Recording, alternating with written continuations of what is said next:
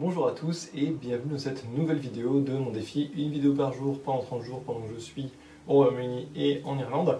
Alors aujourd'hui j'ai décidé simplement de vous expliquer comment je procède étape par étape quand je fais une photo de paysage, puisque j'en fais pas mal en ce moment évidemment, puisque j'en croise pas mal au quotidien.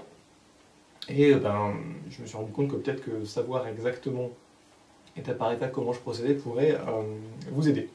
Alors, je commence tout d'abord sans l'appareil photo. Alors il est dans mon sac en bandoulière, mais je ne l'ai pas à la main, je ne cadre pas avec l'appareil photo tout de suite.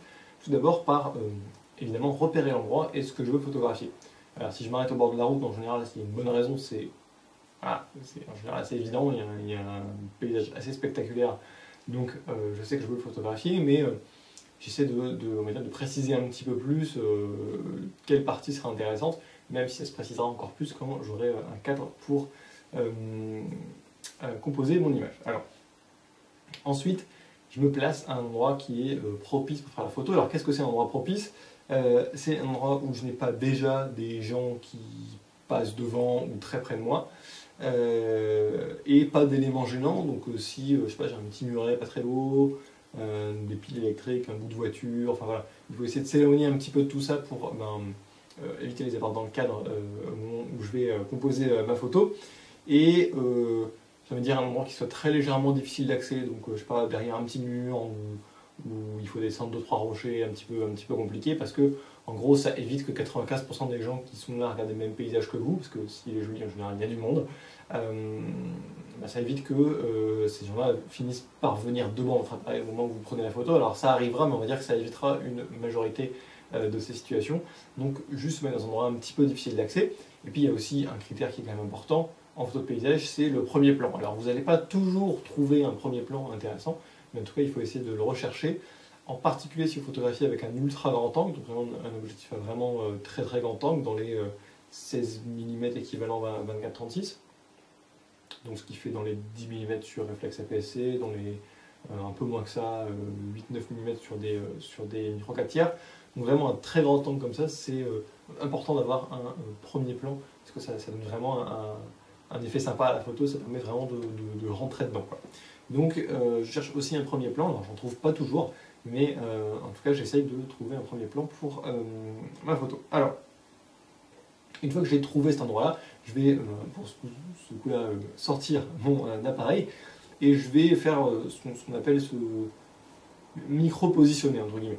Alors pas encore vraiment se micro-positionner parce que je vais ensuite placer le trépied, mais en gros je vais quand même essayer de repérer l'angle de vue potentiel. Donc est-ce que à l'endroit où je suis, je veux photographier le paysage plutôt bas, c'est-à-dire plutôt au ras du sol, plutôt à peu près à hauteur d'homme, est-ce qu'éventuellement je veux faire une photo verticale ou non, hein, parce que parfois finalement faire une photo grand angle en format paysage comme on dit, c'est en orientation horizontale, c'est pas forcément toujours la meilleure solution. Des fois on dit que finalement la photo est un petit peu plate, hein, notamment quand le relief n'est pas non plus très escarpé, ça fait parfois un peu plat. Donc parfois faire une photo en verticale ça peut être un peu plus intéressant. Est-ce que je veux utiliser une focale plutôt grand angle, donc plutôt un petit téléobjectif, hein, j'ai déjà mis un article il y a quelques mois sur l'intérêt du téléobjectif en photo de paysage. Ça peut être intéressant de pouvoir zoomer sur une partie du paysage, notamment quand le relief n'est pas forcément important, ça peut permettre d'avoir une photo un petit peu plus dynamique. Donc c'est à ce moment-là que je vais décider à peu près quelle orientation je vais avoir, quelle partie je photographie du paysage, est-ce que je vais utiliser plutôt un grand angle, plutôt un petit téléobjectif. Voilà, c'est à ce moment-là que je vais décider en gros d'après la photo que je vais faire. Pourquoi? Parce que juste après je vais positionner mon trépied. Alors si je positionne mon trépied, comme j'ai pas envie de bouger 52 fois les pieds du trépied, eh bien je vais vouloir essayer de faire à peu près comme je veux dès le début. Donc si je sais que je vais positionner mon trépied bas sur le sol, c'est quand même plus pratique, je n'ai qu'à mettre les jambes dans la position un peu plus écartée pour avoir le trépied un peu au ras du sol. Et là, je peux placer mon appareil dessus et je vais en premier lieu faire l'horizon, donc m'assurer qu'à peu près l'horizon est droit sur la photo. Alors sur mon appareil, j'ai un indicateur électronique qui me permet de savoir si l'horizon est droit ou pas, donc là je peux le faire directement avec l'indicateur, je suis à peu près tranquille, mais si vous n'en avez pas, il faut essayer de s'imaginer l'horizon et d'avoir bien droit sur la photo. C'est pas évident pour tout le monde, j'ai des gens qui m'ont dit qu'ils n'y arrivaient jamais. Alors en fait, c'est pas que vous n'y arrivez jamais, c'est juste que vous n'avez pas encore eu assez de pratique pour y arriver, mais avec le temps ça vient, hein, voilà, d'essayer de placer l'horizon correctement. Si jamais vous savez que vous placez toujours un petit peu mal votre horizon, cadrez un petit peu plus large que prévu.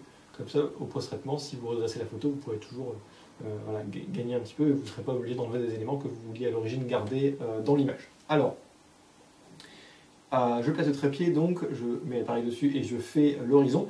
Et ensuite, là, je peux mettre à composer précisément la photo.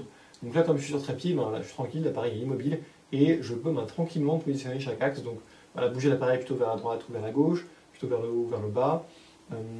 Et composer vraiment précisément ma photo. Alors je vais aussi choisir le format d'image à ce moment-là, parce que je vais faire du 3/2 ou 16/9 par exemple, voire du 4/3, hein, pourquoi pas, parce que sur mon appareil je peux le faire. Si vous avez un réflexe, en général vous verrez juste du 3/2, donc vous n'avez pas cette décision à prendre puisque vous ne pouvez pas changer de format d'image. Si vous pouvez faire, c'est à peu près à ce moment-là que je prends la décision en ce qui me concerne. Alors, je vais donc composer précisément ma photo, donc qu'est-ce que je vais mettre dans le premier plan, qu'est-ce que je ne vais pas mettre dans l'image, et en gros, voilà, qu'est-ce que je ne vais pas mettre dans l'image et qu'est-ce que je vais y mettre. Donc le premier plan, la focale, donc est-ce que je vais devoir zoomer un petit peu parce que, je sais pas, par exemple, mon cadre est bien, mais je me rends compte qu'au premier plan, il y a un élément que j'aime pas trop et que si je zoome un tout petit peu, j'enlève. Donc là, je vais zoomer, pourquoi pas. Donc comme je dis, la distance par rapport au sol, normalement, j'ai déjà décidé avant, mais que je peux éventuellement ajuster un petit peu si jamais finalement je ne suis pas satisfait. Éventuellement se repositionner complètement, parfois on peut avoir l'impression qu'une composition fonctionne et finalement elle est pas, voilà, on la sent pas tant que ça, elle est pas géniale, donc on va se dire bah tiens, si je me déplace un peu à droite, j'ai ces éléments du paysage qui vont former des lignes un peu diagonales qui vont mener vers l'endroit où j'ai envie que les gens regardent, donc c'est un peu mieux. Parfois c'est quelques pas à droite, quelques pas à gauche, c'est pas forcément grand chose.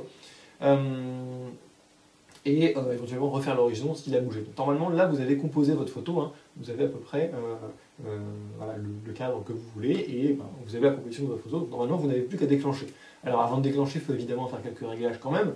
Alors, je me mets tout simplement en priorité ouverture. Alors, à F8 si j'ai pas d'éléments trop proches, à F11 voire F16 si j'ai des éléments proches. Alors, n'oubliez pas que j'ai un appareil avec un capteur micro 4 tiers qui est donc un peu plus petit que des réflexes APS-C par exemple.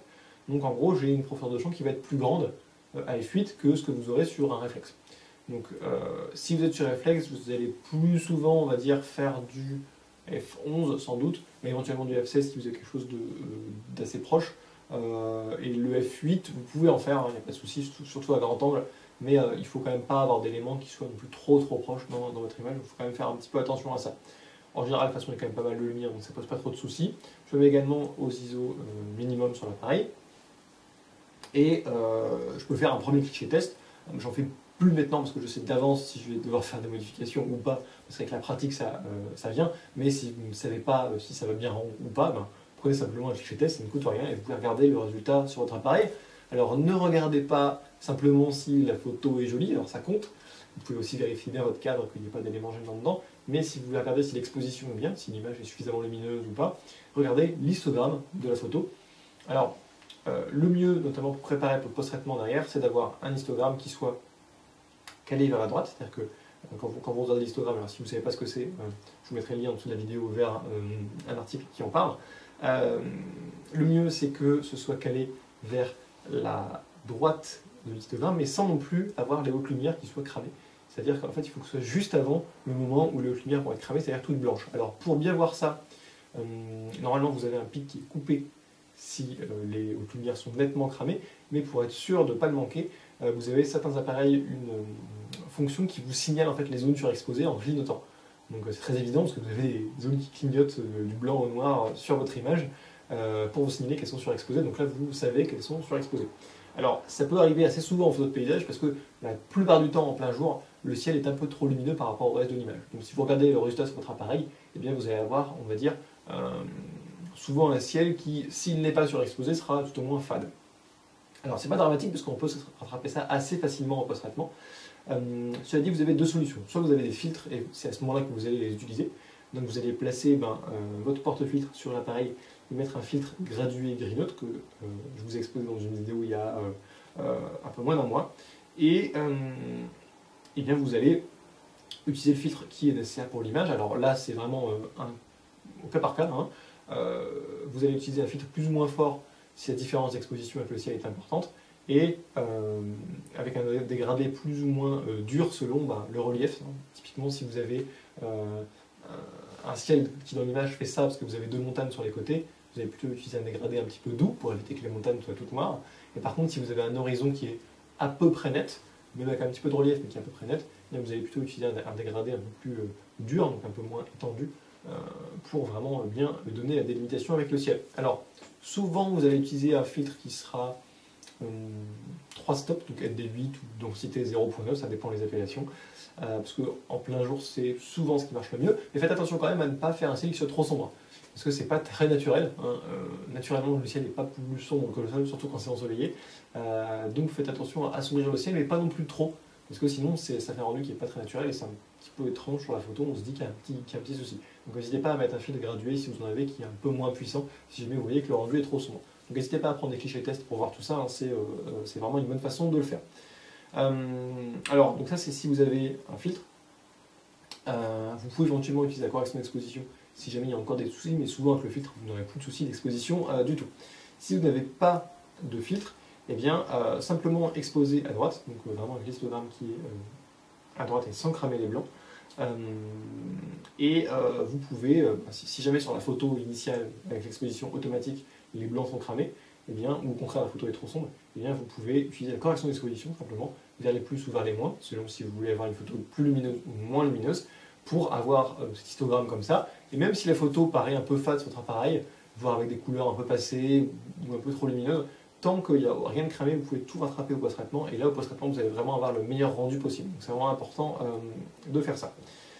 Alors, éventuellement, à ce moment-là, si la scène s'y prête, eh bien, je peux faire une pause longue. Donc, je place mon filtre ND pour la pause longue, donc un gros filtre ND, 10 stop en l'occurrence. Si ça s'y prête, donc souvent s'il y a des sujets en mouvement, donc je sais pas, des nuages qui bougent vite, qui peuvent me donner un rendu sympa, ou le plus souvent de l'eau tout simplement. Je fais toujours, après avoir pris un premier cliché test avec un filtre gradué, pour être sûr que le gradué soit bien positionné. Alors,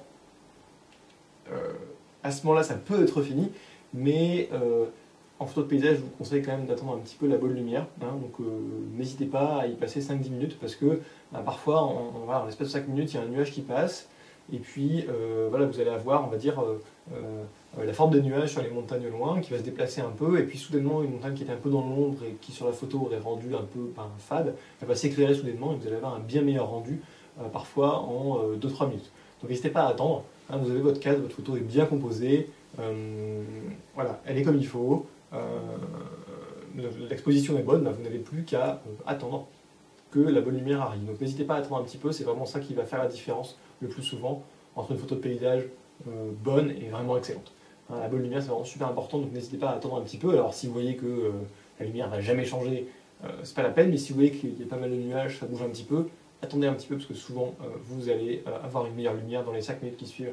Ça arrive quasiment à tous les coups. Donc vraiment n'hésitez pas, c'est ça qui va faire la différence. Alors, prenez aussi plusieurs clichés pour choisir plus tard, parce que parfois vous avez plusieurs lumières différentes et vous ne savez pas vraiment laquelle est la meilleure. C'est normal, hein, sur le terrain c'est pas toujours facile de savoir vraiment laquelle va mieux rendre au final. Donc n'hésitez pas à prendre plusieurs clichés, puis vous choisirez chez vous quelle lumière vous préférez. Et il n'y a vraiment pas de souci à faire ça, mais prenez pas 2 fois la même photo, ça ne sert à rien. Hein, de prendre une deuxième fois par sécurité, en ayant peur que la première soit ratée. Normalement vous devez savoir si elle est réussie ou pas, et si vous allez pouvoir en faire quelque chose. Donc vraiment, prenez pas 2 fois la même, prenez 2 photos avec des lumières différentes. Ça c'est une bonne raison de prendre une deuxième photo. Prendre exactement la même, c'est pas une bonne raison, c'est juste parce que vous n'êtes pas sûr de vous. Et là il vaut mieux travailler sur le fait d'être sûr de vous pour ces photos.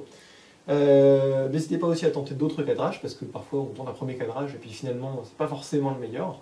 Donc voilà, il faut un petit peu tenter d'autres choses. Si vous avez une belle scène qui s'offre à vous, profitez-en pour vraiment chercher la meilleure option possible. Alors il vaut quand même mieux le faire avant de commencer à installer son trépied, sinon après c'est un petit peu pénible.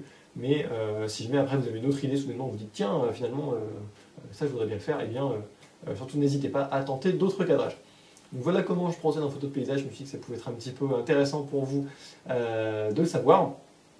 Si vous avez aimé cette vidéo, cliquez sur j'aime. Si vous n'avez pas aimé, cliquez sur je n'aime pas. Et pour voir les prochaines vidéos de cette série, cliquez sur le petit bouton en haut à droite pour vous abonner à la chaîne YouTube.